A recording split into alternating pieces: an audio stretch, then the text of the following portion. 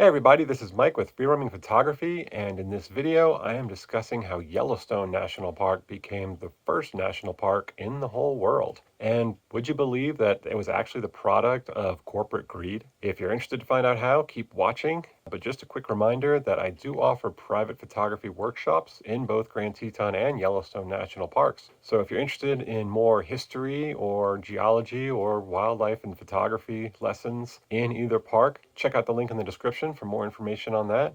And get in touch, and we'll have a fun day out photographing all the wonderful sights that this area has to offer. So, the story of how Yellowstone National Park became the first national park started in the early 1800s with the Lewis and Clark expedition. They actually worked their way north of what would become Yellowstone, ultimately finding the Pacific Ocean, as was their mission. On their way back, though, a member of their party named John Coulter was so enamored with the Northern Rockies region in northwestern Wyoming that he opted to stay behind and begin fur trading with a lot of the natives and other people in the area. Going between routes all over western Wyoming and southeastern Idaho and southwestern Montana, he eventually found his way into what would eventually become Yellowstone. He returned to towns with all kinds of stories of scalding water shooting out of the ground, boiling mud, and incredible sulfur smells. Of course, fur trappers and mountain men of the time were known for not only exaggerating their experiences,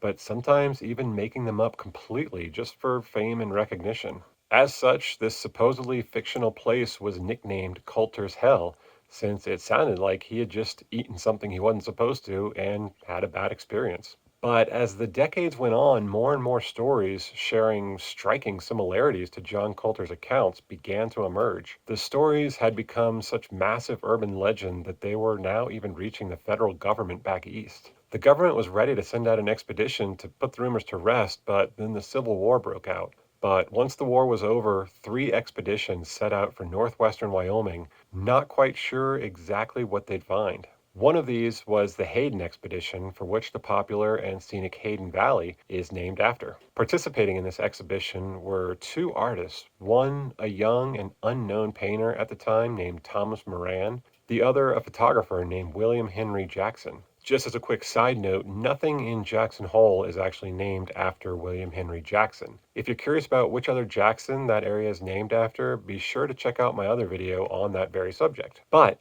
thanks to Jackson's photos and Moran's career-making paintings, the public was finally able to see what all the fuss and rumors were about. The stories and art coming from the area caught the attention of someone named Jay Cook, who happened to be a prominent figure in the Northern Pacific Railroad. It was during this time that the railroads were struggling to get more of the eastern masses to visit the western U.S. He figured if they could lobby the government to turn Yellowstone into a public park of some kind, then their profits would skyrocket since rail was still the only practical way to travel that distance effectively back then. So, with a flood of stories and photos and paintings coming out of Yellowstone, finally confirming John Coulter's original accounts, the public was enamored with this new mysterious place. With the Northern Pacific Railroad recently completing a line running just north of the park, they helped author a bill to preserve the park as a state park, preserving roughly 2 million acres in northwestern Wyoming. They managed to convince the government that because of the volatile nature of the region, that it was unsuitable for homesteading,